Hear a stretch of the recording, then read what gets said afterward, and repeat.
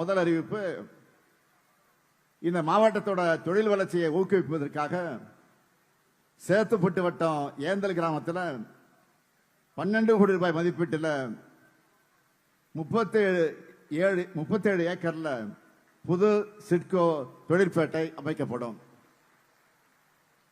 இரண்டாவது அறிவிப்பு,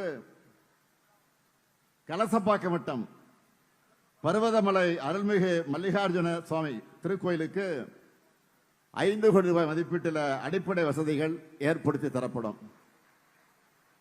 மூன்றாவது அறிவிப்பு, புதுசா தொடங்கப்பட்டிருக்கக்கூடிய செங்கம் அரசு கலை மற்றும் அறிவியல் கல்லூரிக்கு 18 கோடி 50 லட்சம் ரூபாய் மதிப்பீட்டில் புதிய கட்டடம் கட்டப்படும்.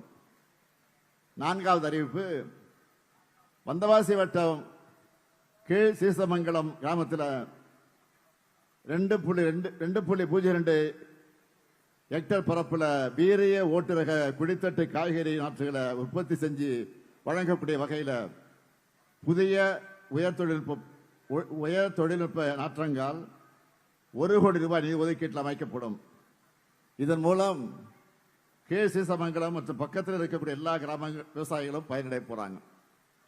ஐந்தாவது அறிவிப்பு, வேளாண்மை உழவர் நலத்துறையின் திட்டங்கள், தொழில்நுட்ப ஆலோசனைகள், தரமான இடுபொருட்கள் மற்றும் வேளாண் சார்ந்த அனைத்து சேவைகளையும் விவசாயிகள் ஒரே இடத்துல பெற்று பயனடையக்கூடிய விதமா திருவண்ணாமலை மாவட்டம் மடையூர்ல 3 கோடி 94 லட்சம் ரூபாய் நிதி ஒதுக்கீட்டில் ஒருங்கிணைந்த வேளாண்மை விரிவாக்க மையம் அமைக்கப்படும்.